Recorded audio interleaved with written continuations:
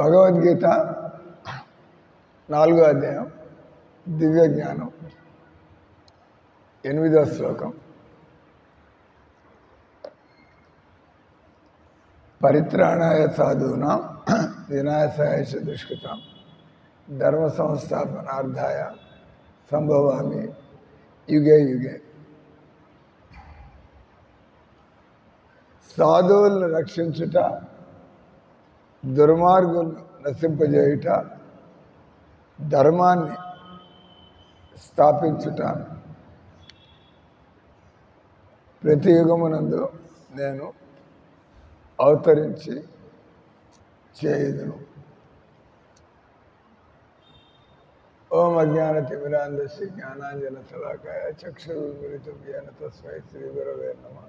శ్రీ చైతన్య మనోభీష్టం స్థాపితం యేన భూతలే స్వయం రూప కదామయ్యం దదాతి స్వపదాంతకం. జయ శ్రీకృష్ణ చైతన్య ప్రభు నిత్యానంద శ్రీ అద్వైత గదాధర శ్రీవాసాది గౌరభక్త. హరే కృష్ణ కృష్ణ కృష్ణ హరే హరే, హరే రామ రామ రామ హరే హరే. హరే కృష్ణ కృష్ణ కృష్ణ హరే హరే, హరే రామ రామ రామ హరే హరే.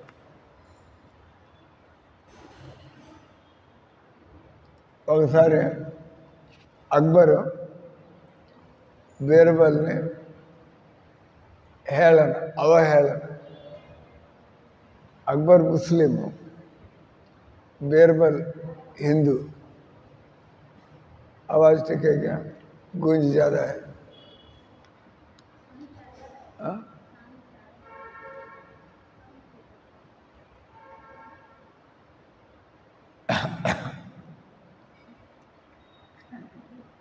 तो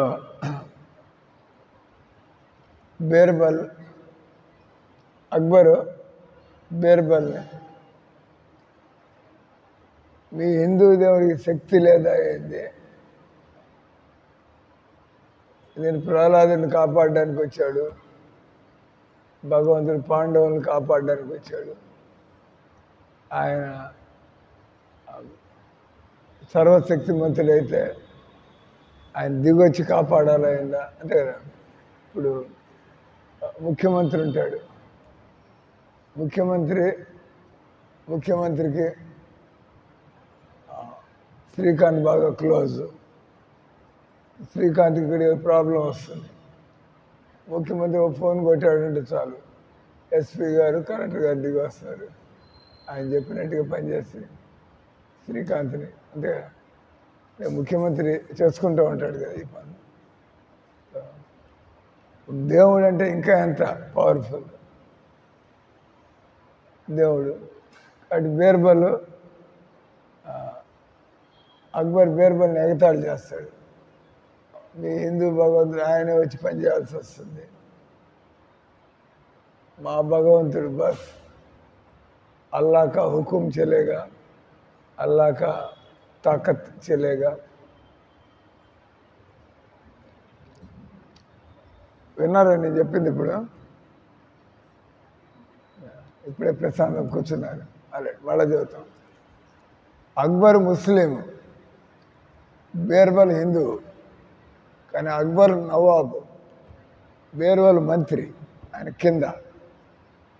అందుకని ఒకసారి అక్బరు ఎగతాళి చేశాడు బీర్బల్, మీ హిందూ దేవుళ్ళు ఏందా, వాళ్ళు కత్తులు కటార్లు పట్టుకుని సుదర్శన చక్రం లేదా త్రిశూలం ఇవన్నీ తీసి వాడి కిందకు వచ్చి, దేవుడికి అంత శక్తి లేదా, ఆయన అక్కడే కూర్చొని పనులు చేయలేడు, అయింది భూమి మీదకి వచ్చి అంటే ఆయన వస్తే కానీ చక్కబెట్టలేడు.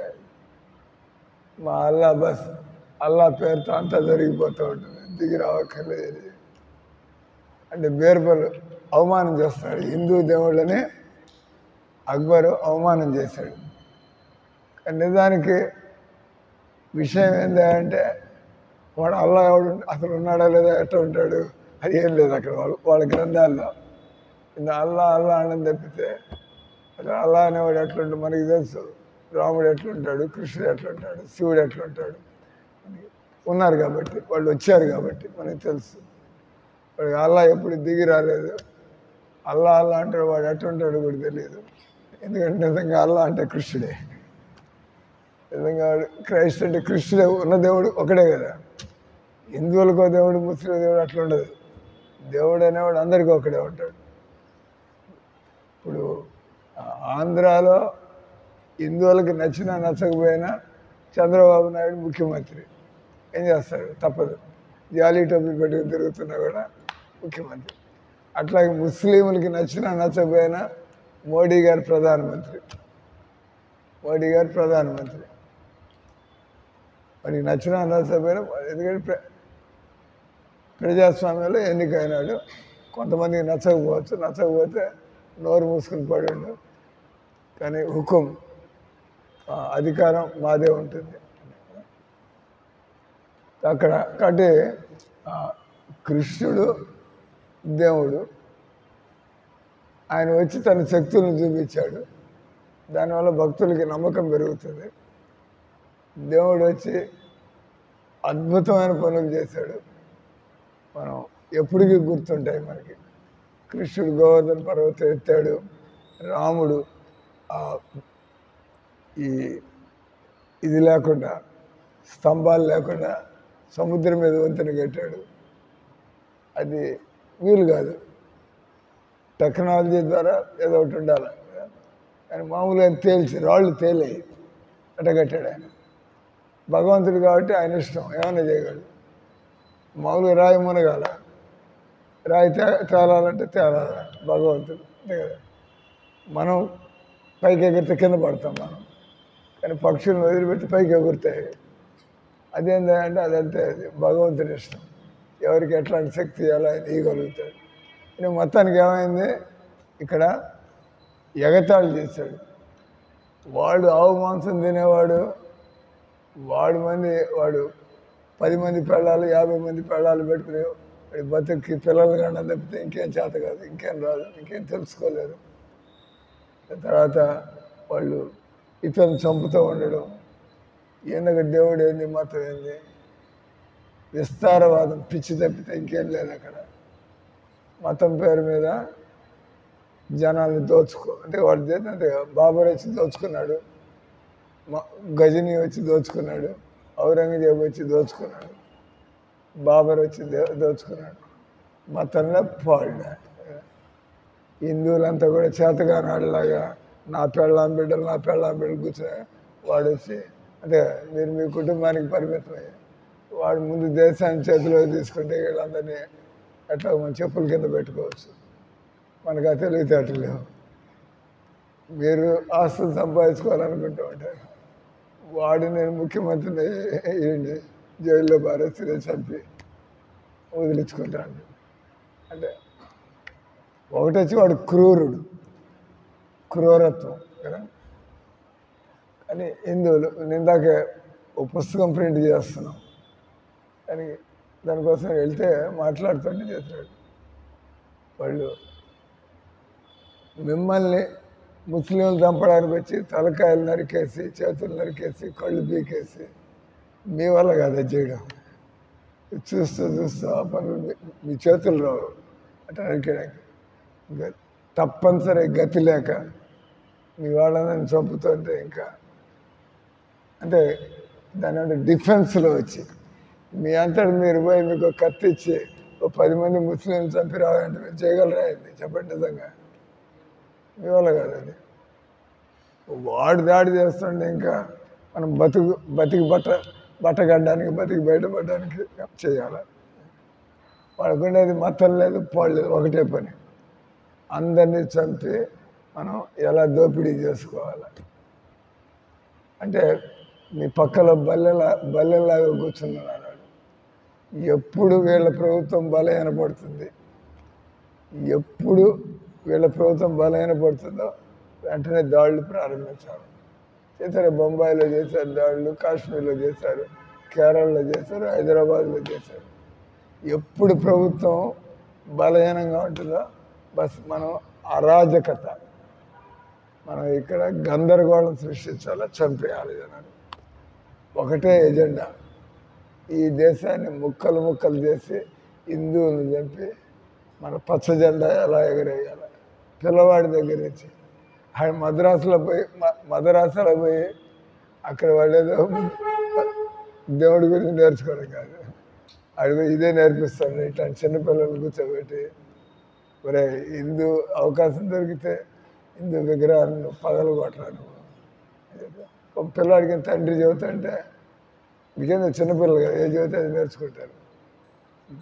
తర్వాత హిందువులంతా మన శత్రువులు, వాళ్ళని చంపేయాలి. చిన్నప్పటి నుంచి వాళ్ళ తలకాయలు ఇటువంటి ఆలోచనలు పెట్టి మద్రాసాలు. ఇది పాయింట్ వచ్చి ఇక్కడ స్టోరీ నిలబడండి, మూసేస్తారు. ఆరుతుంటుంది, తర్వాత మూసేస్తారు. ఏమైంది, బీర్బలు వీడిట ఎగతాళి చేస్తాడు. వీడు గొడ్డు మాంసం తినేవాడు,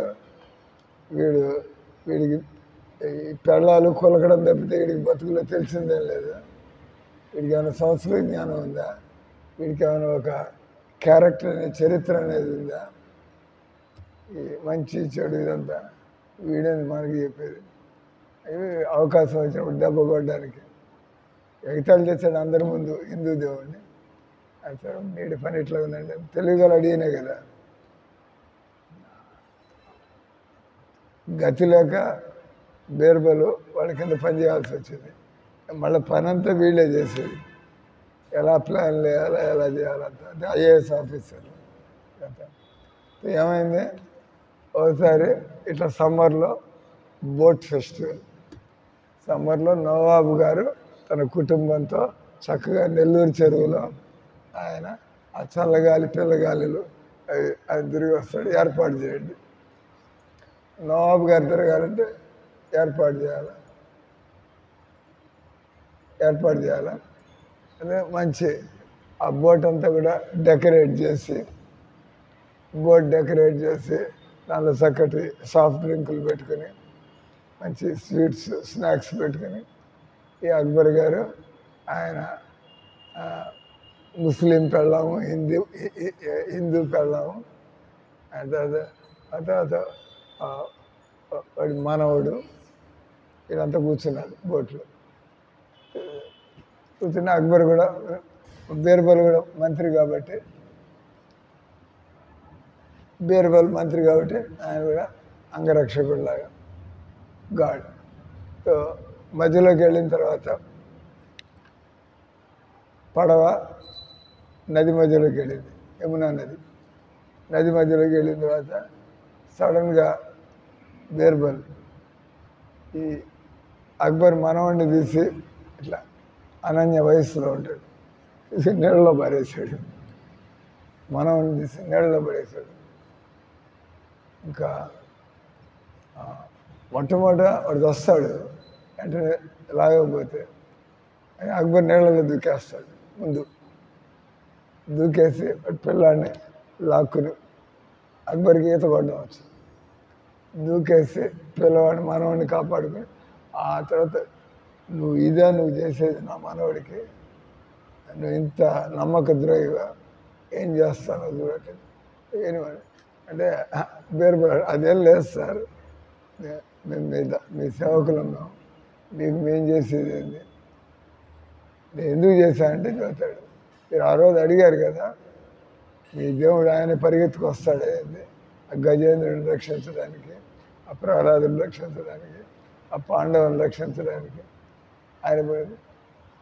మీకింత రాజ్యం ఉంది, మీకింతమంది సేనాబలం ఉంది, ఇంతమంది మంత్రులు ఉన్నారు, మీరెందుకు దూకి మీ పిల్లాడిని కాపాడారు, వాళ్ళని పిలవచ్చు కదా. ఎందుకంటే మీ మనవాడు అంటే మీకు ప్రేమ, అటు మీరు స్వయంగా కాపాడారు, అటు రిస్క్ తీసుకోకుండా. అటు ప్రేమ ఎక్కువ అవడం మీరు దూక ఆయన ఇంకోళ్ళని దూకమని ఉండొచ్చు, అటు బాడీ గార్డులు దిగి తీసుకురారనొచ్చు. ఆయన ప్రేమ కొద్ది టక్కని ఈతొచ్చు, కాపాడగలడు దిగ. కానీ అప్పుడు ఏమని చెబుతాడు, సార్ ఇది మా దేవుడికి భక్తులంటే ఎంతో ప్రేమ, అంటే ఆయన ప్రేమ కొద్దీ ఆయన దిగి వస్తాడు తన భక్తుల కోసం. రాకుండానే చేయగలడు, కానీ తన ప్రేమను చూపించడానికి మీరు ఏ విధంగా నీళ్ళలో దూకి మీ మనవాడిని కాపాడుకున్నారా, ఆ రకంగా మా దేవుడు మా భక్తుల్ని కాపాడడానికి దిగి వస్తాడు. ఇది మా దేవుడి యొక్క గొప్పతనం. తన భక్తుల్ని ఎంత ప్రేమిస్తాడు, అట నోరు మూయిస్తాడు. కాబట్టి ఈరోజు శ్లోకంలో మనం చదువుతుంది, పరిత్రాణాయ సాధువునా, ఎవరైతే చక్కగా నమ్మకంగా భజనలు చేస్తూ ఉంటారో, మన రోజు తెల్లవారుదాము లేచి రోజు తర్వాత రోజు, ఇది మనకు అర్థమైంది నమ్మకం, దేవుడు నన్ను కాపాడుతాడు. కాబట్టి భగవంతుడు అవసరం వచ్చినప్పుడు ఆయన కాపాడి చూపిస్తాడు. ఎవరైనా కూడా భక్తి చేసేవాళ్ళు భగవాన్ आपको कुछ अब 12 साल से भक्ति कर रहे हैं, भगवान को कुछ अनुभूति हुआ है क्या, भगवान ने कुछ बचाया, कुछ चमत्कार किया, कुछ हुआ है क्या? हमको बहुत है. నాకు భగవంతుడు ఎన్ని విధాలుగా నాకు ఎన్ని చేశాడో నేను చేసేది ఆయనకి నేను బాగుపడడం కోసం భజన చేస్తున్నా. దేవుడికి నేను ఏం సేవ చేశా, అయినా కూడా దేవుడు నాకు ఇంత చేశాడు, ఇన్ని చేశాడు, ఇంత చేశాడు, ఇన్ని చేస్తున్నాడు భగవంతుడు.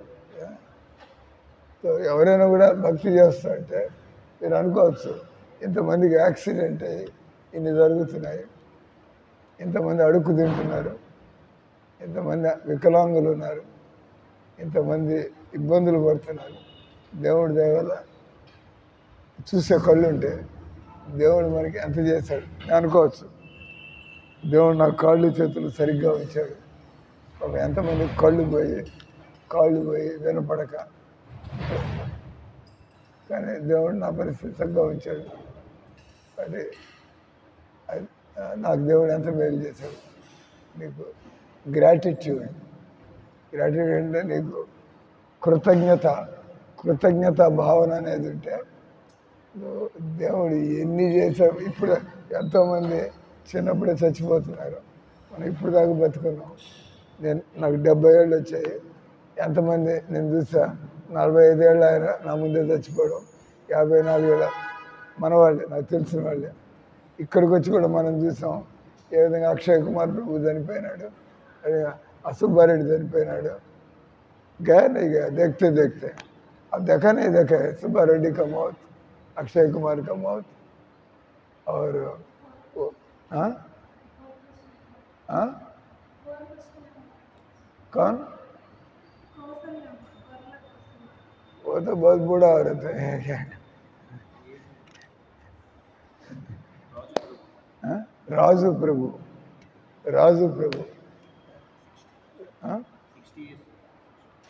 సో ఈ రకంగా అంటే దేవుడు నాకు ఇంకా బతికి భజన చేసుకునే అవకాశం ఇచ్చాడు. కళ్ళు ఉంటే, బుద్ధి పని చేస్తూ ఉంటే, ఒక ఆయనవాడు దేవుడిని తెగదిడుతున్నాడు.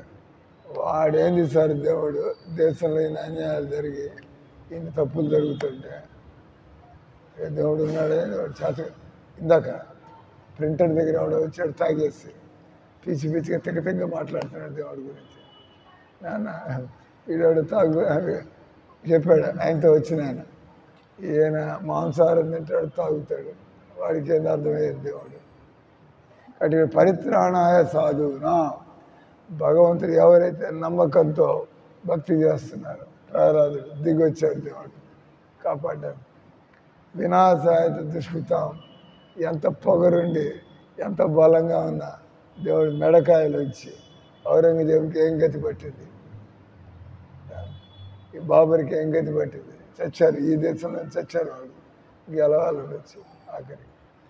సో అంటే దుష్టుల్ని భగవంతుడు. మేం చెబుతూ ఉంటాం, హిందువులు మాంసాహారం వదిలిపెట్టినట్టయితే, హిందువులు సారాయి వదిలిపెట్టినట్లయితే, హిందువులు సిగరెట్లు వదిలిపెడితే, హిందువులు సినిమాలు వదిలిపెడితే ఎవడు మీ వెంట్రుకను తాకలేడు.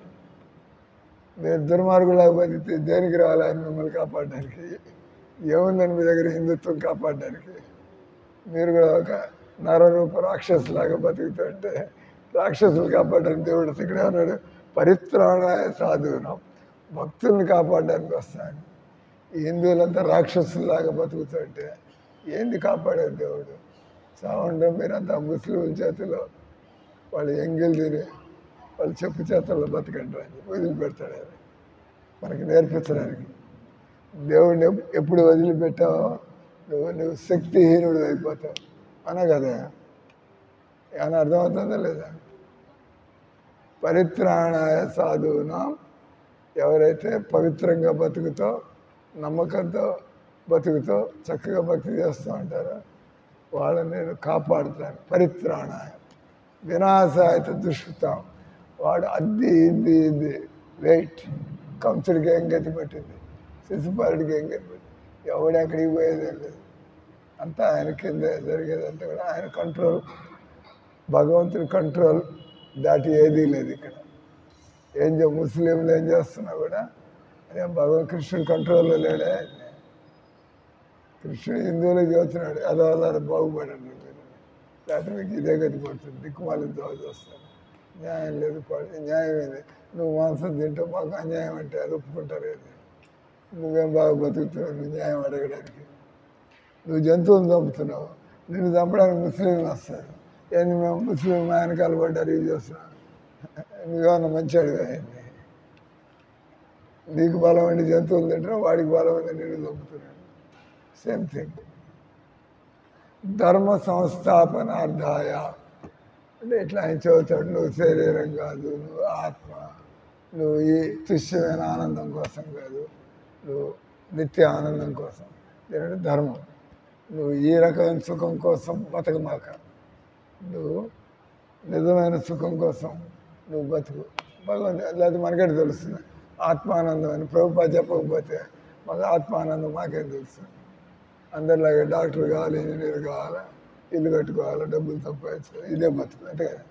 అది అట్లా పోయినాడని అని ఈయన దొరికిన తర్వాత ఏమో నాన్ సెన్స్ అని వాడికి కావాలి. అంటే నువ్వు ఒక రోజు కోసమని నువ్వు మద్రాసు పోతావు, వాడిపోయి 5 లక్షలు ఖర్చు పెట్టి వస్తాయి ఒక రోజు కోసం. ఒక రోజే కదా వదిలిపెట్టి 5 లక్షలు మిగులుతాయి. అట్లా భక్తులు ఇక్కడ ఏం టైం వేస్ట్ చేసుకోరు. ఎన్నో రోజులు గడిచిపోతూనే ఉంటాయి.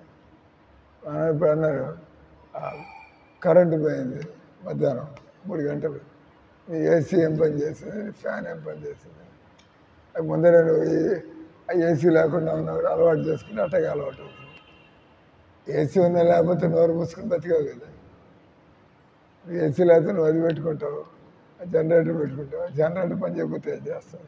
మళ్ళీ అది మొదటికే వచ్చింది, మొదటికే వచ్చింది విషయం. కాబట్టి పరిత్రాణాయ సాధూనాం వినాశాయ దుష్కృతాం ధర్మ సంస్థాపనార్థాయ సంభవామి యుగే. ఈ ప్రపంచం అంతా కూడా కృష్ణుడు కంట్రోల్లో ఉంది. ఎవరైతే కృష్ణుడు చెప్పినట్టుగా చక్కగా కృష్ణ భక్తులు అంటే హరే రామ హరే కృష్ణ అది ఒకటే కాదు, ఆ నియమాలన్నీ కూడా పాటించాలి అంతే కదా. లేకపోతే అంటే వల్లించే శ్రీరంగ నీతులు, దూరేవి దొమ్మరి గుడిచులు తెలుగులో సామెత. హరే రామ హరే కృష్ణ అనుకరించి అంత దొంగ పనులు చేస్తా అంటే ఆయన భక్తుడు మోసగాడు. బయట వాళ్ళకంటే కూడా నీచంగా బతుకుతున్నాడు. బయట వాడు కనీసం డైరెక్ట్గా మోసం చేస్తున్నావు. హరే రామ హరే కృష్ణ అని చెప్పి పాడి పనులు చేస్తాంటే ఇంకా మోసగాడు, వాళ్ళకంటే కూడా మోసగాడు. వాడు ఎట్లా మోసగాడు డైరెక్ట్గానే మనం మంచి వాళ్ళకి కనిపిస్తాం వెనక నుంచి. హరే కృష్ణ హరే కృష్ణ కృష్ణ కృష్ణ హరే హరే హరే రామ రామ రామ హరే హరే.